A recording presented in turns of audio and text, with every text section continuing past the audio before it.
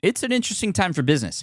Tariff and trade policies are dynamic, supply chains are squeezed, and cash flow, it's tighter than ever. If your business can't adapt in real time, you are in a little bit of hurt. So how do you get full visibility and adapt in real time? Over 42,000 businesses trust NetSuite by Oracle, your AI-powered business management suite. It brings accounting, financial management, inventory, and HR all under one roof. NetSuite is the #1 cloud ERP for a reason.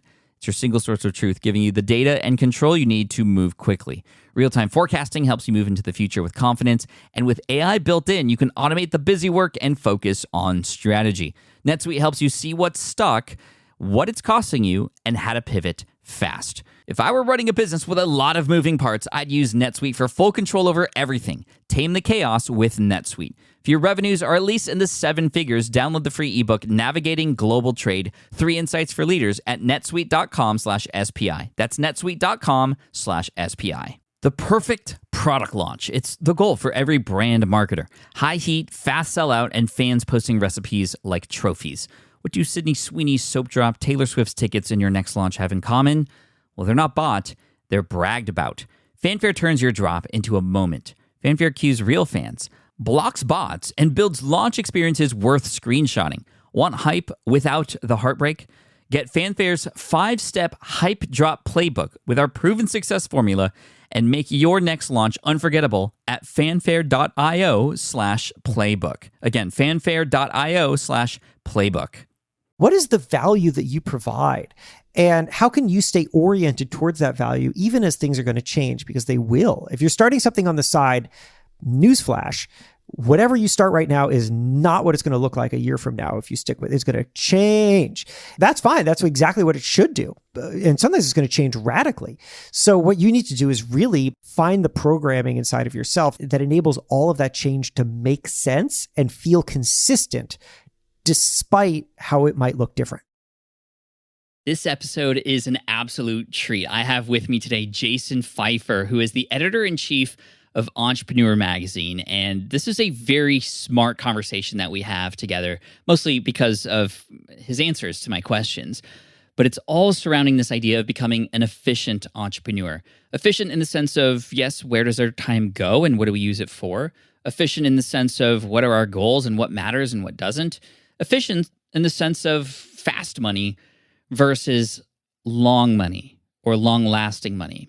And that last one, long-lasting money, is actually what we want. So, like I said, we have some really deep conversation today. This is such a fun episode, and I hope you enjoy it. Jason Feifer, you can find him at jasonfeifer.com. Obviously, Entrepreneur Magazine, big shout out to them. And just big thanks to Jason for this time because I had an absolute blast having this conversation. Again, you can check out the show notes and everything we mentioned here and links to all of his stuff. And he'll reach back out to you if you reach out to him. So smartpassiveincome.com/session637 is where you want to go for all the show notes. But wait till the end for that because right now you're about to enjoy this conversation. Again, Jason Feifer. Here he is. Welcome to the Smart Passive Income Podcast, where it's all about working hard now so you can sit back and reap the benefits later. And now your host, he never goes halfway into anything he ever gets into, Pat Flynn. Running a business means legal questions are inevitable. Is this contract or agreement solid? What can I do if a client won't pay me? Am I set up properly for taxes? Well, rather than trying to navigate all of this on your own or searching endlessly online, imagine having a law firm on your side without the high hourly rates. That's exactly what Legal Shield's small business plans offer. With Legal Shield, entrepreneurs get access to real legal support, contract reviews, collection letters, guidance on business formation, and even help handling IRS audits.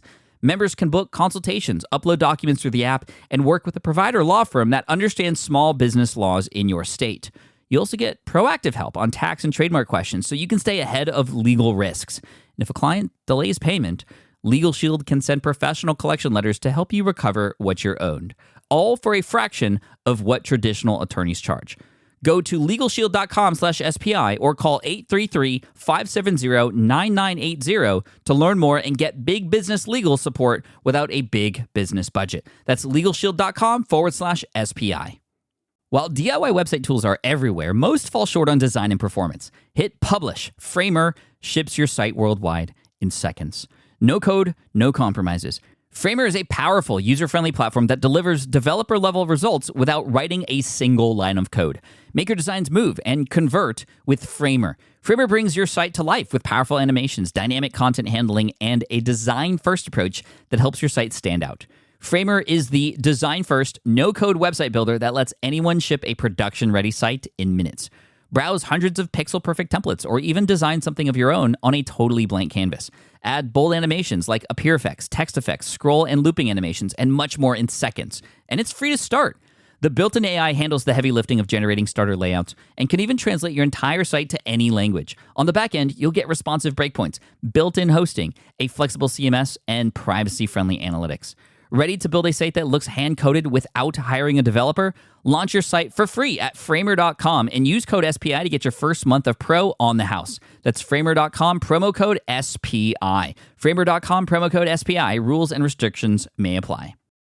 Jason, welcome to the Smart Passive Income Podcast. Thanks for joining me today. Thanks for having me. So glad to be here. So glad to be here. And we're going to chat in a couple hours after this because you're inviting myself and CEO Matt on to hang out with you. And what's the name of your show, by the way, just in case people want to check it out? Oh, yeah. So it's called Build for Tomorrow. Same as my book, also called Build for Tomorrow. Try to keep it simple. Which just came out. That's amazing. Congratulations. Thank you. It's, people ask me how I wrote a book doing everything else that I have done. This is an experience you have well. So maybe you have a good piece of advice, but mine is just break it up into the smallest fragments possible. Like if you think of it as a big project, then you'll never do it. So instead, what I did was 1 hour a day for 9 months. That's how I wrote the book. I carved out the first hour of every day for 9 months, and then you have a book. I love that. And you have a kid, I know. You have a family out there, yep, and a kid. How old is your? So I have two. I have a 3-year-old and a 7-year-old. 3-year-old, 7-year-old, and still able to crank out a book because you dedicated an hour every day to it. I love that. Already starting with some advice for everybody, and I think we could all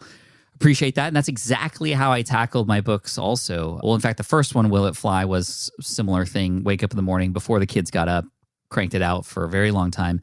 The other book, Superfans, was written in November of 2018 during NaNoWriMo, National Novel Writers Month. And I wrote that. That was like a 3-hour a day for 32 days, and I finished it. It's funny. I don't know which one's better. I think that if you can get it done in that amount of time, then that's great. But I recently actually had a young woman who reached out to me because she had done that month. NaNoWriMo, was that what it's called? Yeah. Yeah. And so she got a good first draft done. But as anybody who has written a book knows, you don't nail it on the first draft. So then she wanted to understand, well, how does she basically remake this book so that it's actually ready to publish? Because she's not going to have another month. She carved out that month, and that's a very difficult thing to do. So when is she going to have that kind of time again? And so that's when I told her, look, if you think that a big project can only be done by clearing out time, you will literally never do it. This is a big problem that we have with time in general, is that I think we often think, I would do this if only I had the time. But you're never going to have the time. You're never going to look around and be like, oh, well, I actually happen to have half a day free for the next month and a half. That's never going to happen. So that can't be your barrier. It's why we're kind of spinning off into a different direction here. But for what it's worth, what I tell her, or what I often tell people is, if you want to try something new, if you want to get something new done, and I think that, both of our philosophies here are really driven by being additive, right? It's like, how can we add something to our lives? Then you need to think of time like a balloon, because here's the thing about a balloon. You don't expand the balloon so that you can fit air into it. It doesn't work that way. You can't make room in the balloon for the air. Instead, you blow air into the balloon and then it expands. Same thing with time. You're not going to find spaces where you don't have something to fill that time. Something will always fill that time. That's what Parkinson's law says, that work expands to fit the time allotted. So everything that we do, it's going to fill the time that we have. So instead, what we have to do is we have to just simply add, because time expands under pressure, just like a balloon. So when you add something new, what it does is it forces you to then reconsider everything else that you're doing and say, am I doing this as efficiently as possible? Should I even be doing this other thing, which isn't actually bringing enough value to me? This is how we actually expand. It is not by clearing out time. It is by adding more and then figuring out how to make it fit into everything else that we're already doing. That's so great. And I know some people who have understood that philosophy and tried to, get an hour a day into something. But oftentimes, because of all the things around us and just the environment we're in, it could be hard to get into like a flow state during a short period of time. I think this is why a lot of us go, well, we need 5 hours because it takes us an hour to like mentally prepare, and then we're in it, and then we get out of it, and we need lots of time to handle those transitions. What are your recommendations for best leading into that time so that you can be efficient with it, like you said? So I think that you have to know how you work. The answer is going to be different for everybody. But if you can understand how you think and function, then you can design what you do around that and respect it and take it seriously. So, I told you earlier that I wrote this book the first hour of every day for 9 months. That wasn't a random thing that I chose to do. That's because I know that I write fastest and most clearly in the morning. It is when my brain works the best. You and I are talking right now at 2:40 p.m. my time. So, I'm already starting to slow down. Sorry, you're getting an A- version of me right now. So I know that because I know that this is when I am optimal. I make sure that whenever I have something that really requires the most of me in terms of creativity and focus, that I am scheduling it then. As a result, I do not allow anybody to schedule a meeting with me before 11 a.m. and noon if I can make it work. Because that's the only time of the day I know when I'm actually going to create. And I'm in the business of creating.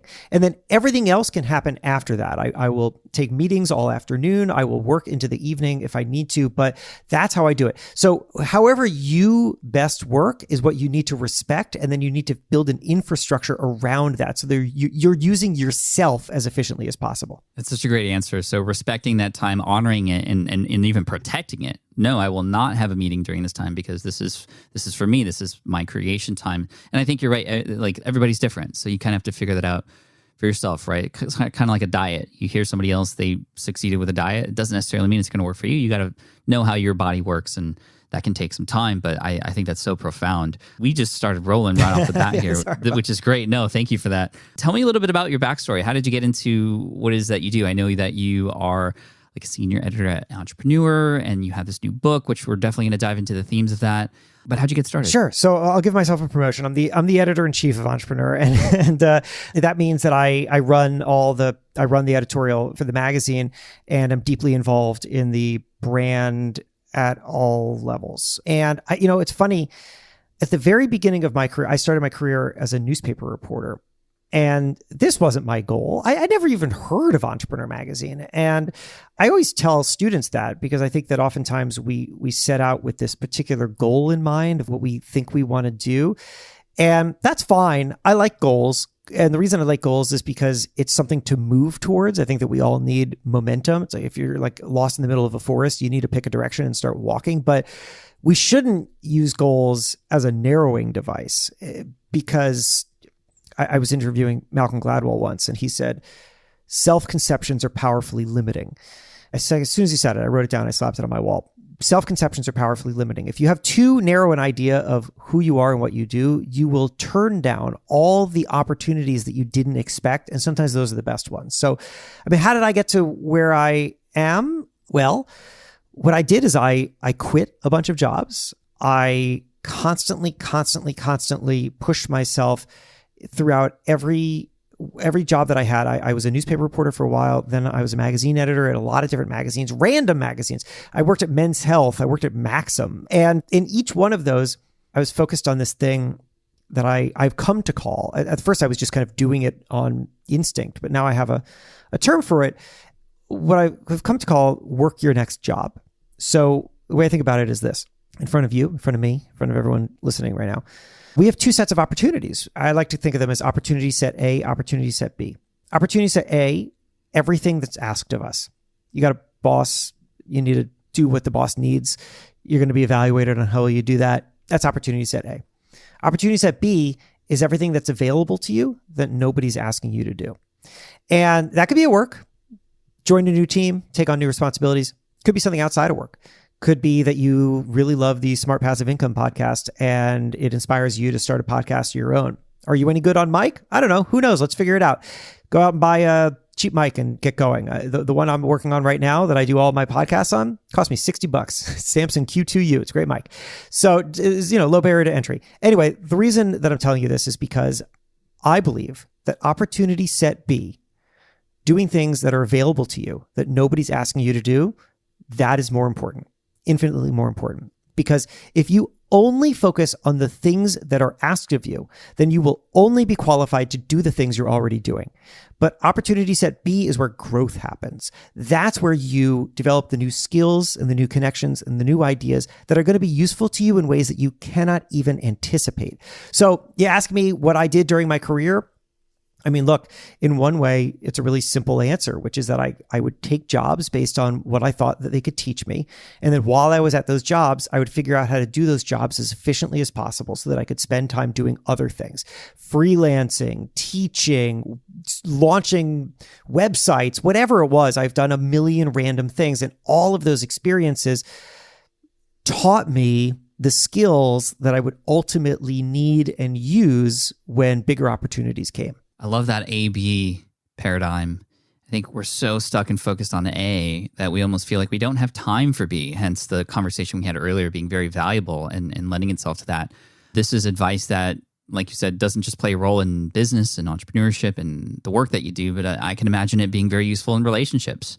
If you only do the things you're asked of, then where's the growth? Where's the extra something special, right? That another person can feel. I love that. You're right. I love that you made it personal too, because it's not just about work.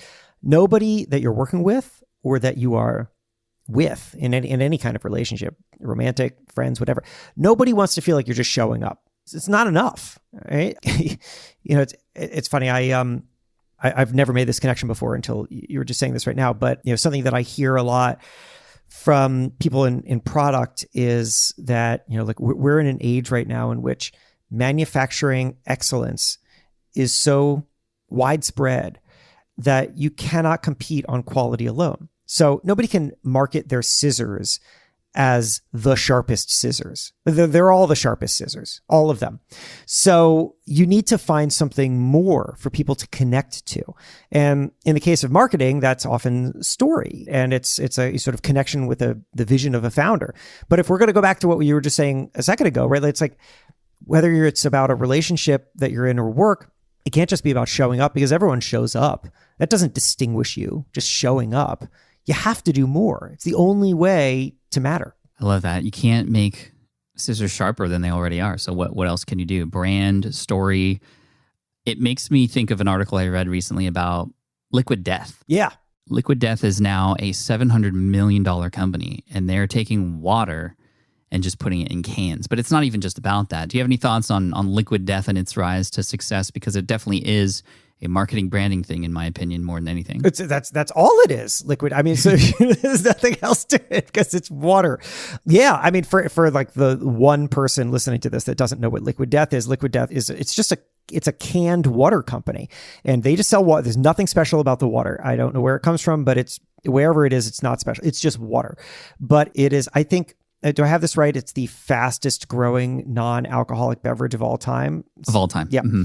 That's wild, right? And they did it entirely on marketing because the name is hilarious and the aesthetic is really funny. I mean, it looks like a high school death metal band made of water. And their commercials are hilarious, and they have mastered online marketing.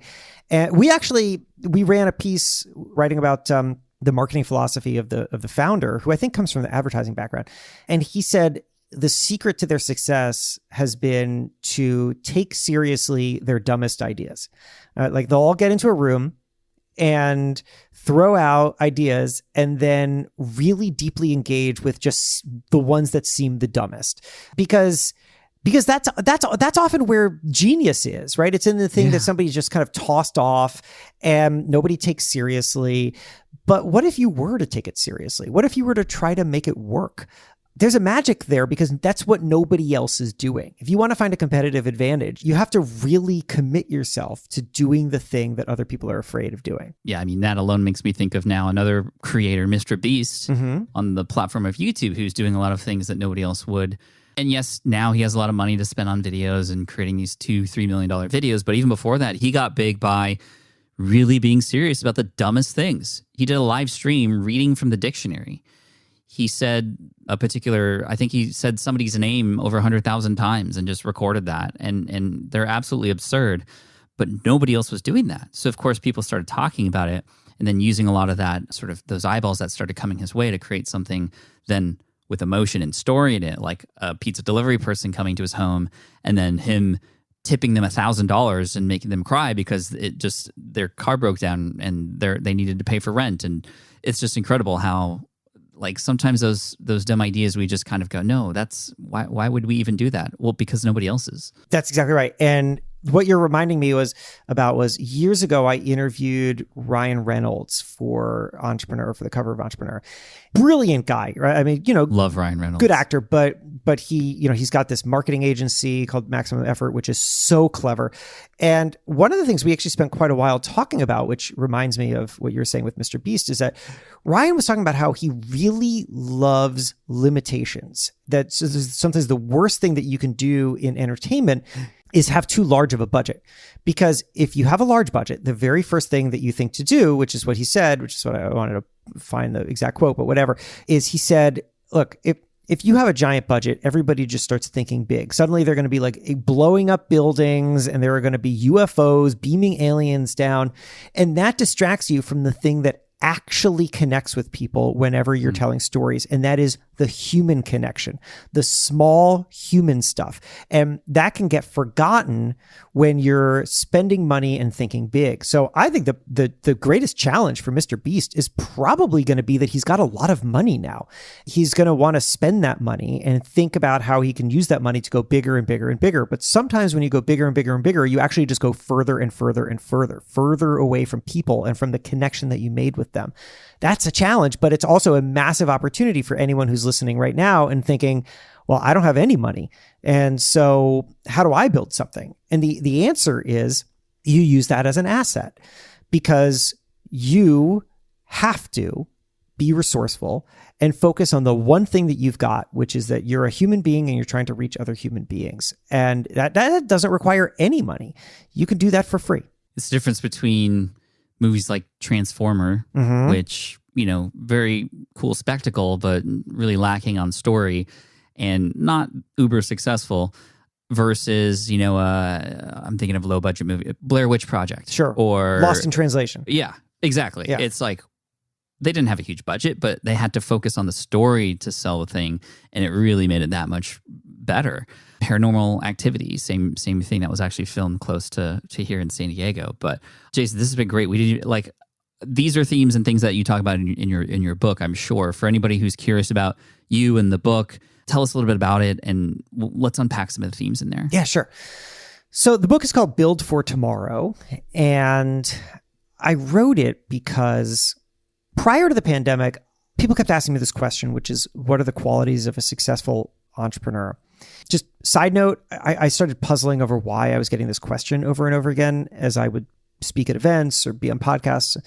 I realized that the answer is because if you listen to the questions that people ask you, you realize that what they're really doing is that they're telling you what they think your value is to them.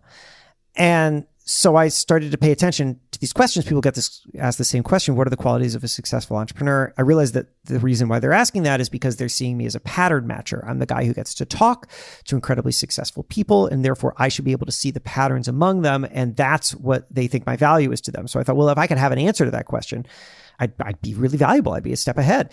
After years of talking to people, thinking about it, writing about it, I came to my answer. My answer was that the most successful people are adaptable. It is the single most important quality that anybody can have. And then the question was, well, how are they doing it?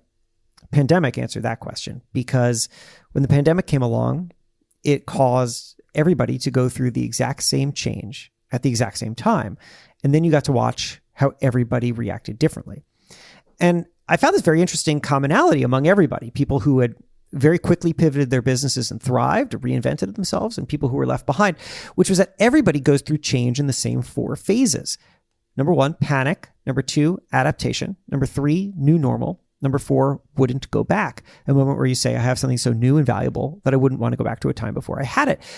And Everybody, again, I just want to stress this, everybody is going through those 4 phases. So when I would talk to people who had done this, who had reinvented themselves over and over and over again, who have run multi-million-dollar businesses, they had a better sense of what to do, but they were still panicking. Everybody panics. And what I wanted to know was, well, what is it that is enabling some people to move through these phases faster, to move towards wouldn't go back more boldly? And what can everyone else learn from them?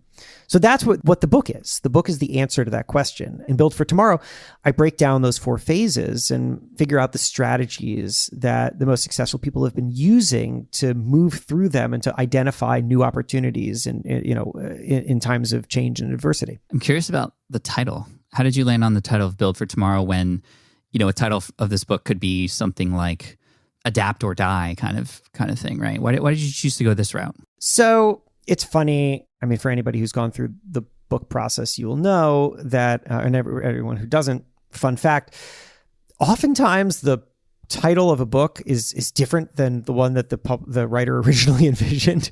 So actually, I pitched the book out with the title, You Come From the Future. And You Come From the Future was me making this argument that, which I still do in the book, but it's just not the title of the book.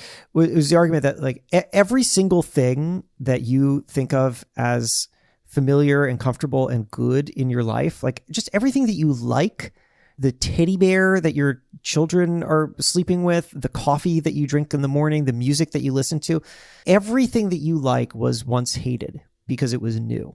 Everything. I mean, like that's for real. Like I study this stuff. The podcast Build for Tomorrow dives deep into it. Teddy bears. 1907, America, national moral crisis over the teddy bears. For real, schools were banning teddy bears. Priests were preaching against teddy bears. It was a whole thing.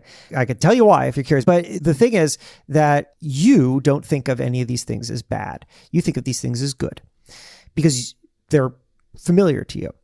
And so then the next set of things are going to come along, the things that are going to feel like they're replacing the ones that you're comfortable with. And you're going to say, oh, no. The things that I have are the good things. And these new things, these are the bad things. And what we have to recognize is that we come from the future, that we literally are the product of change that other people thought was bad.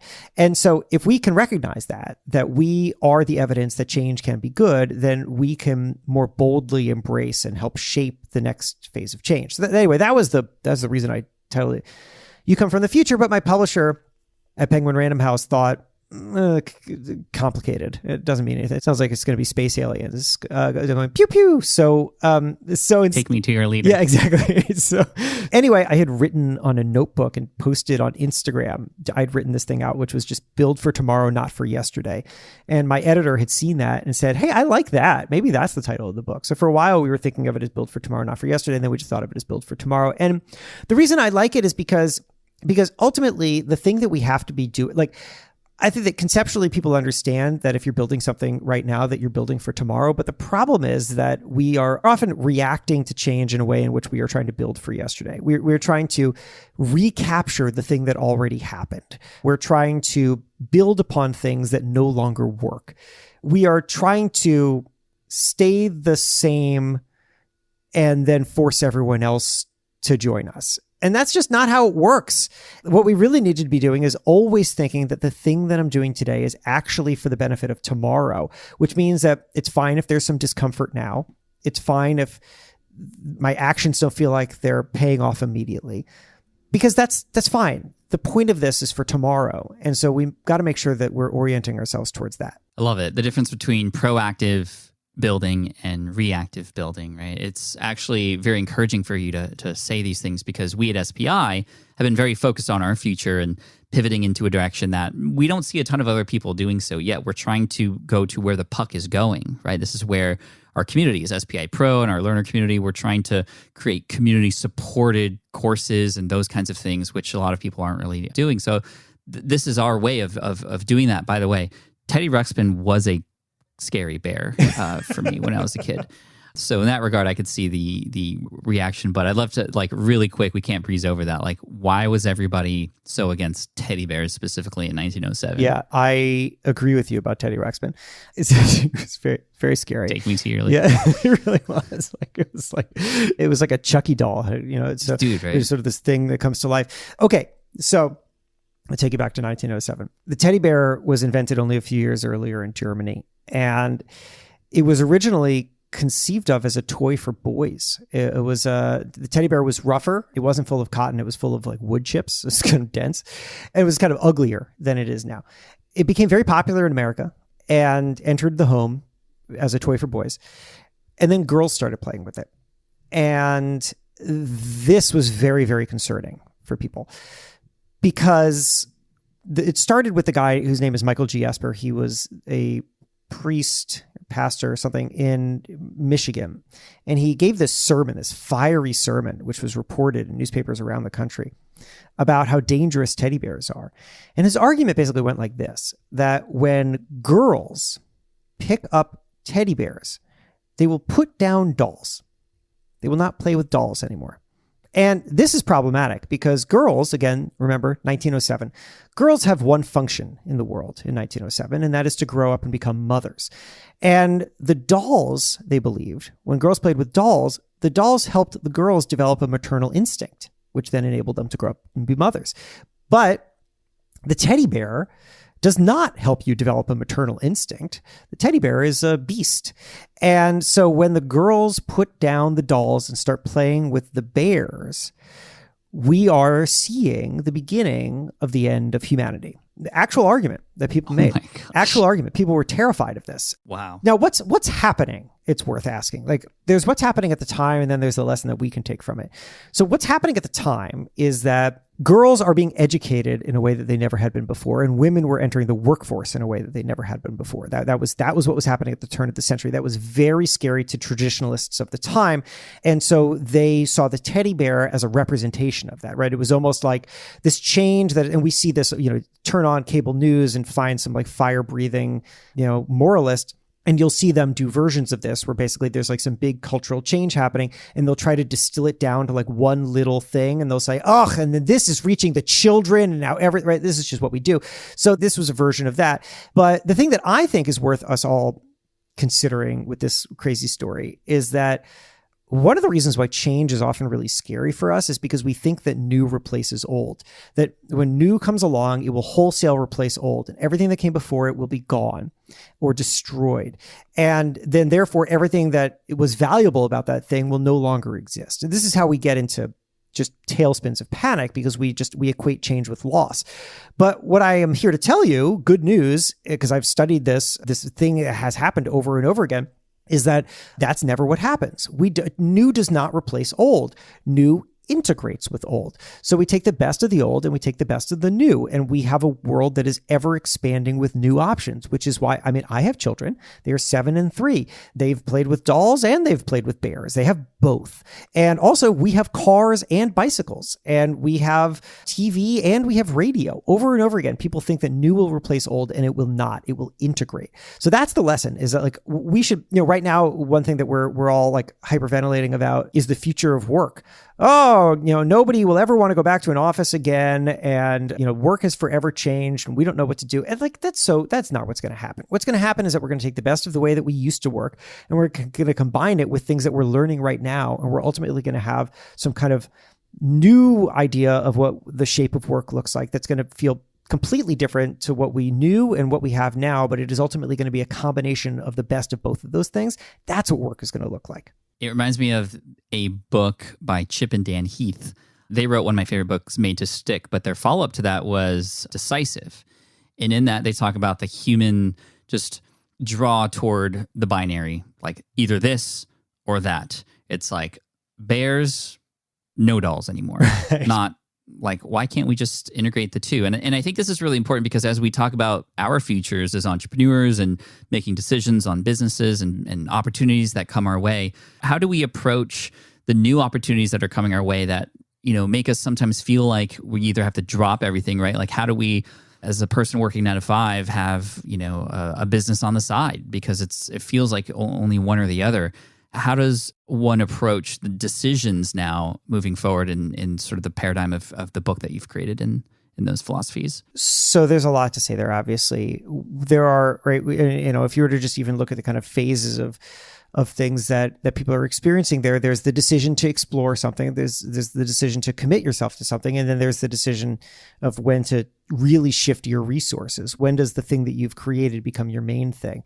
A lot of that is going to be circumstantial, but I think one of the first things that we need to do is really within ourselves. I mean, we could talk tactics and maybe that's what we'll do next, but I want to take it down to like this deeply personal level before we do, because oftentimes I think that when people are either facing change or they're trying to create change themselves, right? They're trying to think of what it is that they should do next. One of the things that might hold us back or might cause us a lot of alarm is the way in which we identify ourselves. I think that we make a mistake, a very common one I'm as guilty of as anybody, in that we identify with the output of our work. So if somebody comes up to you at a party and they say, well, what do you do? Your answer is going to be either a role that you occupy or a thing that you make or just a task that you do every day. And that's fine. I mean, there's nothing wrong with that. It's good shorthand. But those are all things that change. Those are all things that can change easily. And also, those are things that really offer only a narrow view of what your broader value can be to the world. And so imagine what happens when either that thing does change or it's being threatened. I remember I started out, like I told you, as a newspaper reporter. I was a community newspaper reporter, like Gardner News, 6,000 circulation daily newspaper in Gardner, Massachusetts. Made $20,000 a year. I really, really loved the idea of being a newspaper reporter. I had aspired to do it before graduating college, and then I got into it, and I loved telling people I was a newspaper reporter. I didn't really like the work.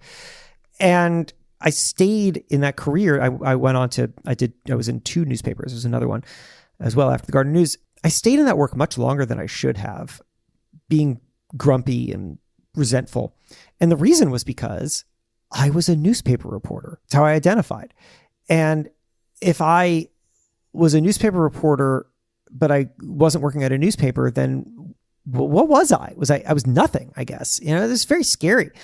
I found that entrepreneurs do something totally, totally different. Entrepreneurs have this, and maybe they don't even consciously do it, but they have like a mission statement for themselves or for their companies, something that they can describe that is not tied to an easily changeable thing. It is the thing that does not change in times of change. I remember talking to Greg Fleischman, the CEO of Foodsters, which is you can go to Whole Foods and find their baking mixes and whatever. And, they make sweet baked goods. The company was going through a big change a couple of years ago. And I was asking him if it was kind of a bummer to have all these plans that they had made and then they were going to have to scrap them. And he said, no, it wasn't a bummer, because he said, you have to go back to why to start a business to begin with. For us, the mission is about upgrading sweet baked goods and bringing joy to people's lives. That's what he said. And I realized he sort of casually tossed that off. He'd clearly thought about it before, but I realized how powerful that is to have something that you define yourself by that is not subject to change. It doesn't matter if baking mixes are in one day or out the next, or if like everybody loves packaged donuts or something. If the goal is to bring joy to people with upgraded sweet baked goods, but there's a million ways to do that. And similarly, I started to think about a mission for myself that goes beyond, I'm a newspaper reporter, I'm a magazine editor, I'm a whatever. And I came up with this sentence after a lot of thinking about it. I really encourage anybody to kind of push themselves to do some version of this for themselves. Single sentence, start with I. You try to keep it like under 10 words. I tell stories in my own voice. That's what mine is. 7 words. I tell stories in my own voice. I tell stories. Stories, really important word there. Not newspapers, not magazines, not books, not podcasts, whatever. I tell stories, which means, Pat, that after this conversation, if I check my email and Entrepreneur has fired me, which I hope they don't, but if they do, doesn't take my ability away to tell stories. And then in my own voice, I'm setting the terms for my work. I'm at a place in my career now where I'm not interested in getting absorbed into other people's voices and missions. I think everybody needs some version of this. Like your question that you asked is a really important one and one that could lead us in tactical directions, like I said. But the reason I'm starting here is because I feel like we have to understand what our transferable value is and what it is that we have as a direction that is not easily interrupted. So when you are working a full-time job and trying to start something on the side, you need to be able to put all of that through this filter of what it is that you actually do. Don't get caught up in roles and tasks and whatever. What is the value that you provide? And how can you stay oriented towards that value, even as things are going to change? Because they will. If you're starting something on the side, newsflash, whatever you start right now is not what it's going to look like a year from now. If you stick with it, it's going to change. That's fine. That's exactly what it should do. And sometimes it's going to change radically. So what you need to do is really find the programming inside of yourself that enables all of that change to make sense and feel consistent despite how it might look different. Do you have a name for that? Is it a personal mission and statement, or what might it be? I call it the distinction between your what and your why. Yep. Because I think that a lot of what we're doing when we define ourselves, when I said that I'm a newspaper reporter, I'm telling you my what. And, I didn't come up with calling this your why. Simon Sinek and many others have done it, right? So what I feel like where I came to this realization myself wasn't actually hearing other people talk about it. It was just recognizing this pattern that I was seeing really accomplished people have, which was that they had all come up with this little statement for themselves. And it's fascinating to start. Like I will tell you, just like as a fun thing to do at dinner, right? Is to kind of challenge people to come up with that statement on the fly. It leads to really interesting conversations. And then sometimes you'll discover that people have done it. I was talking to Gary Vaynerchuk not long ago about this exact thing. And he had his mission statement just 2 words, which for him was practical optimism, which I really liked. And, once you hear that, you can be like, oh, I see how there's like a kind of consistent logic amongst the things that he's doing. It's just it's a wonderful thing to think about. But I don't know. Simon's right. I don't know a better way of calling it than just the why. That's what it is. Yeah.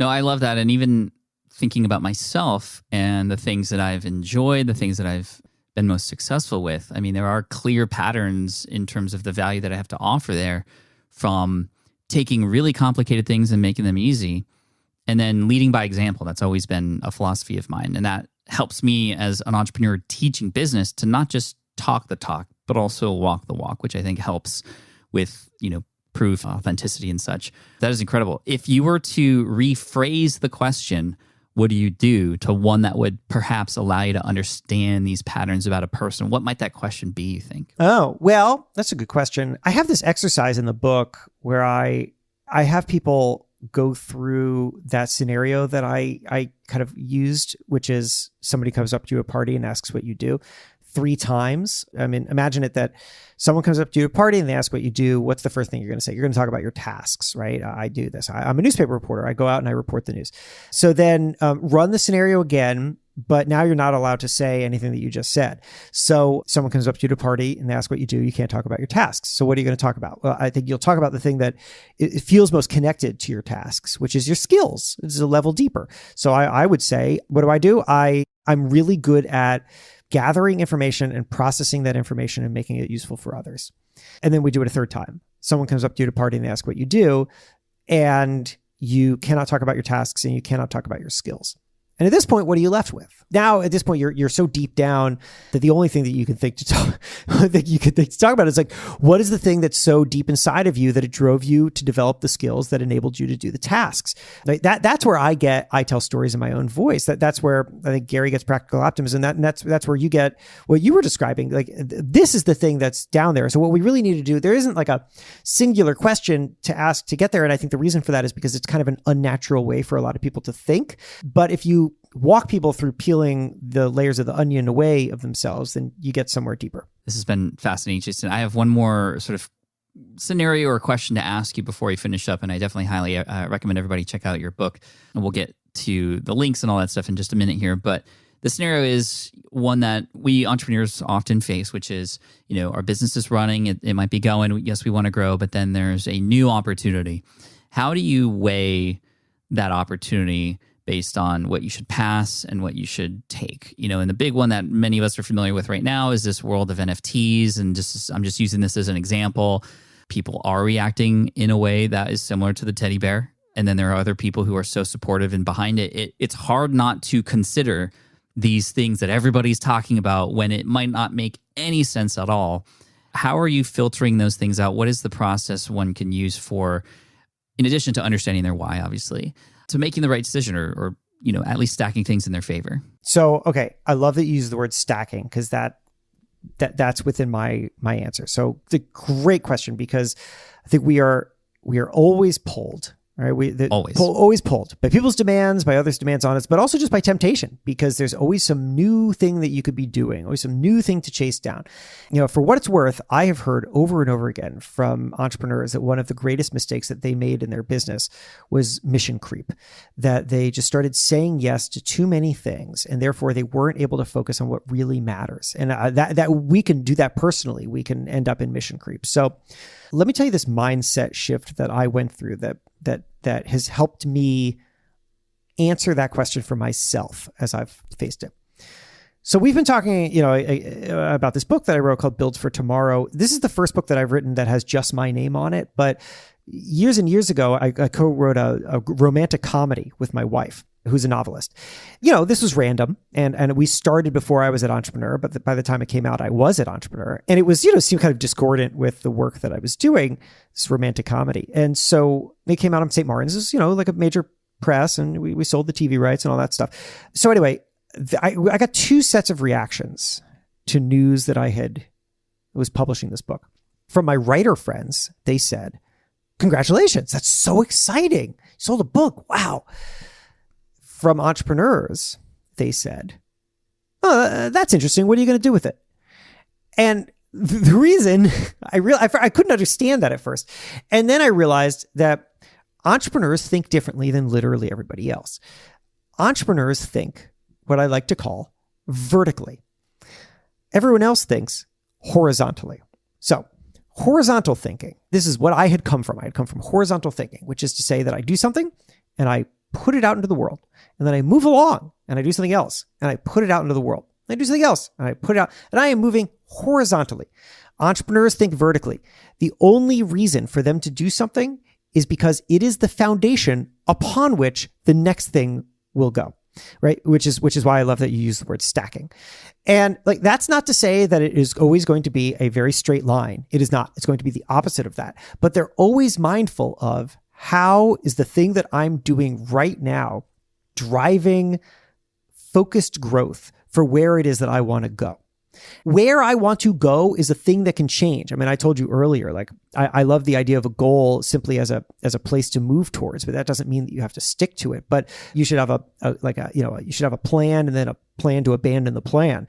But I do think that you need to try to be building in a coherent way. What is the thing that you're building towards? And then the most important things that you're going to do along the way are probably actually to say no to all the things that seem so non-contributive to where you're going. Now, for me, what I know about myself is that what I want to build is ultimately something in which I am building upon my core areas of skills and expertise, right? I think of myself as a storyteller, as someone who connects with people, as someone who can help people understand systems and processes and growth. And so I'm good at media creation. NFTs came along, and I saw them, and there was some element of it that I felt like I could understand, right? Some of the the best NFTs have become community driven, and there's a lot that there's interest is driven on social, and I spend a lot of time on social. But ultimately, I just saw, even if I got good at NFTs, I don't know where it leads me, and that's fine sometimes to explore something not knowing what's going to happen next. But in this case, I knew that it was where it would lead is so far away from my core area of expertise that I think that it would damage me to take too much of my resources away from building where I know that I can grow strong and towards something that I don't really understand what that vertical build looks like. It's a matter of respecting what it is that you're building and what is going to contribute to that growth. And that's going to be something that's really personal, but I think that it's worth really filtering. If you need a simple way of filtering, here's how to do it. 4 words. What is it for? Ask yourself, what is it for? What is the purpose of it? What does it drive towards? I ask that of every single thing that I do, and I ask it over and over again because the answer will change. What is it for? I make this podcast, Build for Tomorrow, this podcast. I love this podcast. I'll tell you what, I don't make a lot of money off of it. So what is it for? I ask myself that all the time. Here's what it's for. It is an opportunity magnet. That's what it's for. That's what I found. It is an opportunity magnet. It draws people to me. People find the show, they reach out, they want to work together. I've created so many partnerships out of that. The book came out of the podcast. So podcast doesn't make me a lot of money, but it creates a lot of opportunity. For that reason, I continue to do it. But I will tell you, it takes a lot out of me. And every so often I step back and I say, what is this for?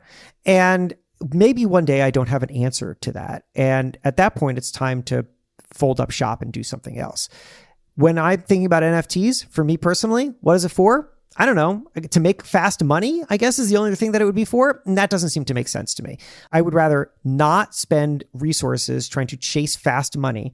And I would instead rather spend resources trying to develop the kinds of systems and relationships and products that is going to have long-lasting money. And long-lasting money is the opposite of fast money. So I'm not interested in it. I think that if you ask yourself, what is it for, over and over again, about the things that you're considering, and take very seriously the answer, then you know whether or not they are worth pursuing. Beautiful answer, Jason. Thank you so much for this and for all your time today and wisdom. Everybody go check out the book, Build for Tomorrow. And where can people go and get that? And where can people go and follow your work? Yeah, thanks. I appreciate it. This has been so fun. So you can get Build for Tomorrow wherever you get books. It's in every format you can think of, except for Stone Tablet. So hardcover, audiobook, ebook, and you can find that on Amazon or Barnes & Noble or your local bookstore or whatever. So I'd love for you to check it out. And then you can find me at jasonfeifer.com or on Instagram or Twitter at HeyFeifer, and also LinkedIn. And here's what I pledge to you. If you reach out, I will respond. I love connecting.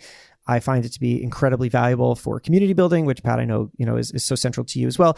And so if you've heard something that has mattered to you here, if you pick up the book and want to share some thoughts, DM me on any platform. I'll get back to you. Thank you, Jason. And obviously, since you're here listening to this podcast, you should listen to Build for Tomorrow, because that's the podcast that Jason hosts, and Matt and I will be on that show at some point in the future, if not already at this point at the time you're listening. So, Jason, thank you so much for this. I appreciate you. This was so much fun, and I look forward to connecting with you online again soon. Hey, this is so great. Thanks so much.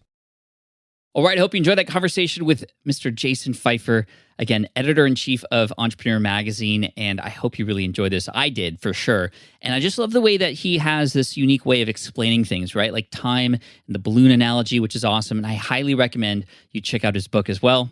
Build for Tomorrow, again, anywhere where books are available right now. I would recommend Amazon, of course, and you can just have it shipped over or even listen to the audiobook as well. And especially important if you're going through any big life changes right now, a career change or something happen, which I know a lot of us are going through a lot of things right now. So again, Build for Tomorrow by Jason Feifer, jasonfeifer.com, and you can connect with him on social media. And like you said, he'll reach back out to you if you reach out to him. So Jason, thank you so much for today. I appreciate you, and I appreciate you, the listener, for listening all the way through. That means the world to me, and I can't wait because I'm just so excited. You've heard me announce this earlier this year.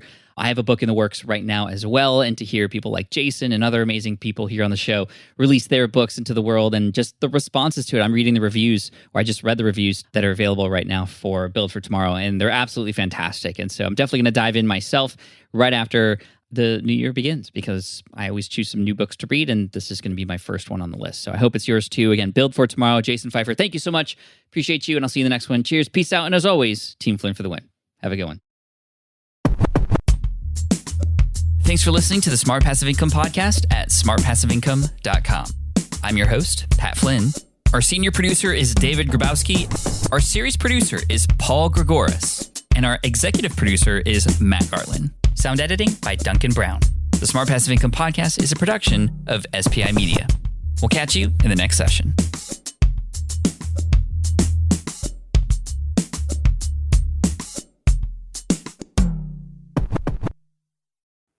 Have you dreamt about being your own boss, but still haven't made the first steps to making that dream a reality?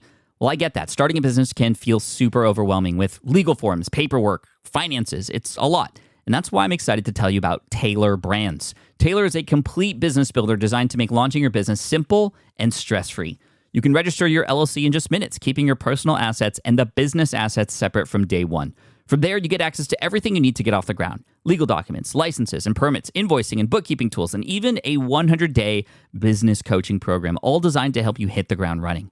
You'll also get a free, personalized business plan, branding tools, and so much more. And of course, listeners of this show get an exclusive 35% discount to get started. All you have to do is head to taylorbrands.com/SPI. That's TAILORBRANDS.com/SPI. Stop dreaming, start building with Taylor Brands. Hey there, quick pause here because I have to tell you about a tool that completely transforms the podcasting workflow, Riverside. I get it. I used to juggle multiple platforms just to record one podcast episode. It was exhausting. Zoom for recording, Audacity for editing, and then a bunch of different apps just to create clips and social posts. I've tried other ones as well. They were okay, but they were clunky and super time-consuming. That's where Riverside has massively helped. I can do it all in one place, recording, editing, repurposing, one platform, one streamlined flow. I just log in, record with my guests no matter where they are in the world, and just like that, studio-quality audio and high-resolution video all in one. And get this, even if your Wi-Fi glitches, Riverside records locally on your device so everything sounds and looks crystal clear. But here's my favorite feature, Riverside's AI editing tool. You can remove silences and filler words with just one click, hours saved. With Magic Clips, Riverside also automatically finds the best moments and turns them into ready-to-post videos for YouTube Shorts, TikTok, Instagram, all without the extra editing. So if you're looking to level up your production quality and simplify your workflow, go to smartpassiveincome.com/Riverside and use code SMART to get 1 month free on the Pro plan. That's smartpassiveincome.com/Riverside, promo code SMART. It's built by creators for creators, and I think you're going to love it.